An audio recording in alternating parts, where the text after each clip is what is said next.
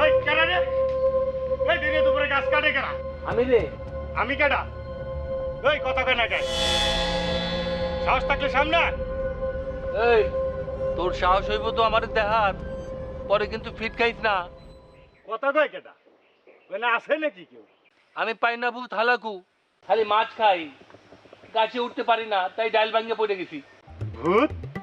দিনে দুপুরে কিসের ভূত? সবসময় মাছ খাইতে খাইতে অতৃপ্তিতে ভরে গেছে, তাই এই দিন দুপুরে আইলাম আম খাইতে।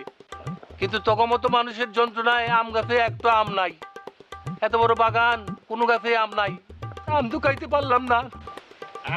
আমরা আবার কি দোষ করলাম? এই যে পরিবেশ দূষণ, এই একমাত্র কাজ একমাত্র তোরাই করস, মানুষেরাই করে।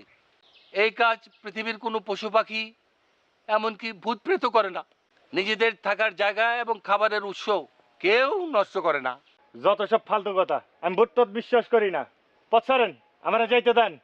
ভালো কথা কইলি ফালতু কথা না, আবার গরম দেখাস, তাহলে দেখ আমারে।